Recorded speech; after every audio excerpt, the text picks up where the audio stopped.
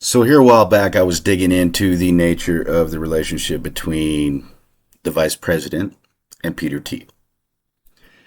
And I learned that he approached him in college and did his whole recruiting thing that he does when he approaches someone in college, right?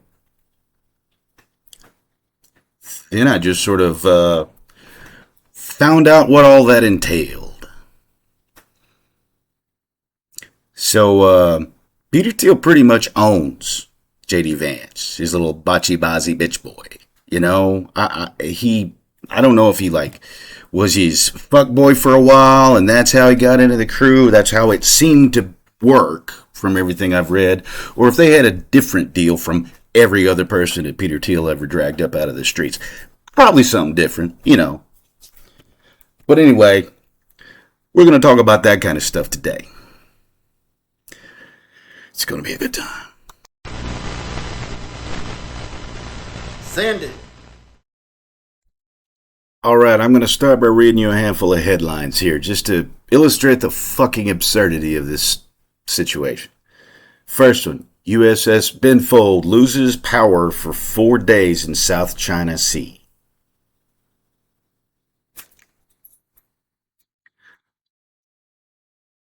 Just going to move on. Trump votes by mail in Florida. And Trump says no talks are taking place and none are scheduled when it comes to Iran. Also, a headline today said he threatened to bomb Oman if they kept interfering, but they're the only ones talking to Iran. So I think this is just sort of a signal that the policy moving forward towards Iran is fuck it. I mean, it's a way, I guess, If you've got an incompetent sec def, then you probably... I got nothing here, man. This is just ridiculous. We got a ship floating around for 4 days with no power. No talks taking place. We're just looking at each other across lines of ships, I guess. And, of course, Trump, as always, votes by mail. I am always going to talk about how Trump votes by mail. You may figure out why. Anyway, so this is kind of a weird topic for me to talk about, seriously, because I don't want anyone at any point to think that I am not an ally of the LGBTQ community, because I absolutely am. And I also don't really think it's normal or natural to be dwelling on the sex that other people are having. It just seems creepy. And I would never, ever, ever like out somebody. Not ever. Okay? But we got to talk about some people in Washington, D.C. We'll start with the easy one. Lindsey Graham. Everybody knew he was gay, pretending he wasn't gay. Okay, whatever. I don't think that was... I normally wouldn't think something like that was relevant even, except for the guy was pretty anti-LGBTQ when it came to legislation and stuff, okay? Attitudes and stuff like that. But the thing is, he was like this closeted guy his whole career, right? Did it cause any security concerns? I don't know. If Benjamin Netanyahu stopped walking, he and Lindsey Graham would have immediately become one four-legged animal, so you tell me.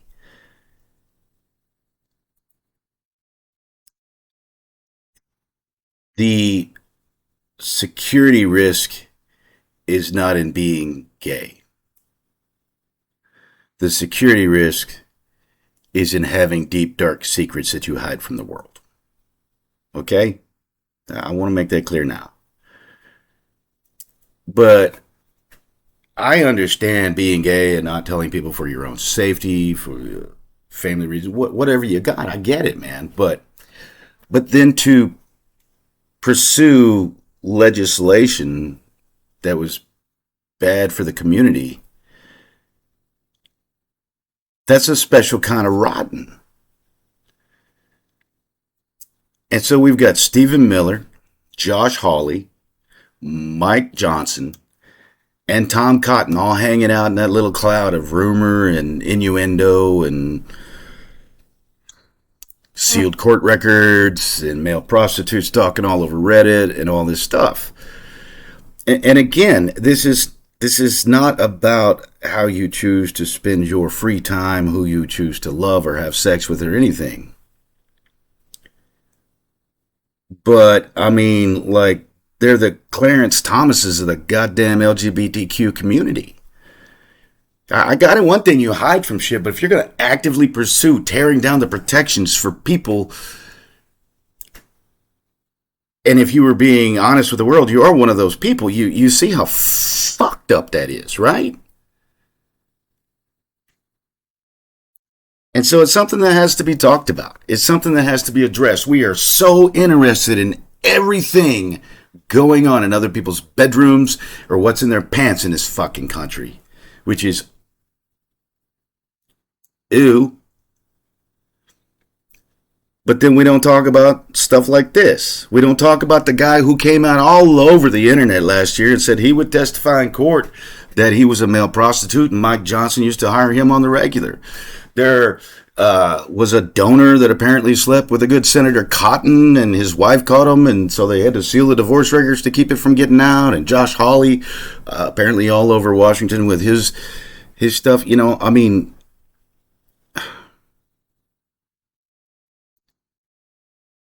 and again, do it to it, brother. Hook up with who you want to hook up with.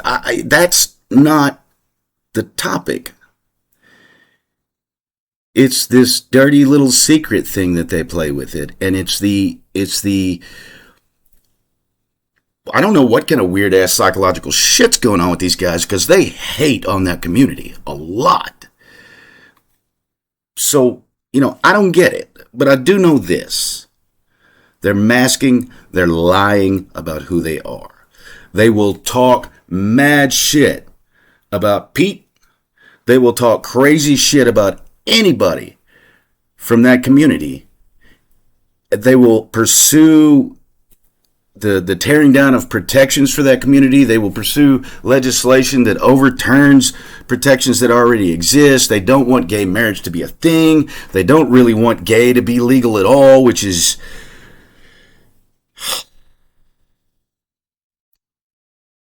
But these dudes are out here banging male prostitutes all over Washington, D.C. and Louisiana and Virginia and shit, man. So, I mean, in Missouri. So, I mean, like, are we supposed to just leave that unaddressed? That's not fair play because we're on the side of the LGBTQ community and we can't really be calling out people and all this stuff. I mean, it's a weird position to be in because I'm over here, a white straight guy, and I'm trying so hard to explain some stuff to other dudes like me. But if we're going to ignore some things that certain people do and then disparage those same things when other people do them, I mean, what is this bullshit? Good for me and not for thee kind of fucking aristocracy we got going on here. Mike Johnson's sexuality is none of my fucking business, and I really do believe that.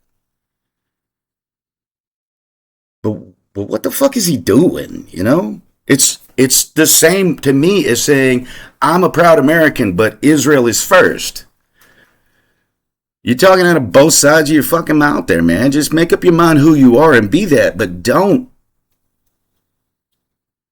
like, overcomplicate shit with this kind of just theatrical bullshit.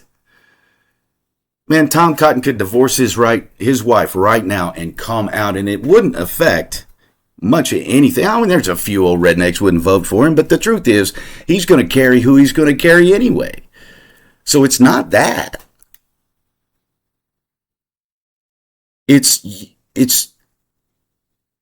like, it would be like me going on and on and on about how we got to tear down the VA and how we got to fuck up the VA and the VA's bad and stuff. I mean, that's where I go to the fucking doctor. Why would I do that?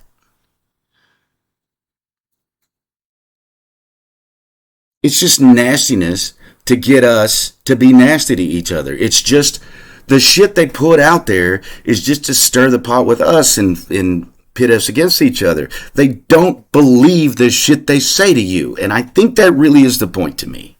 I think that's what it boils down to. Is that you got to see the hypocrisy behind these dudes. And yeah, they all got wives. I got a beard too. But anyway, mine grew out of my face. This isn't okay. But it's not okay for different reasons than we used to talk about years and years ago. You feel me?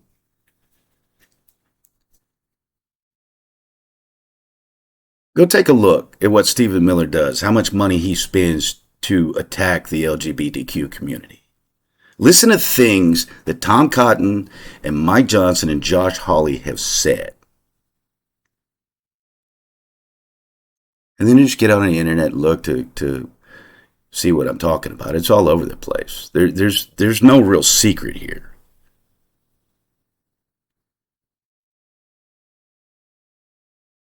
But there's something nasty about it. Tell me what you think in the comments.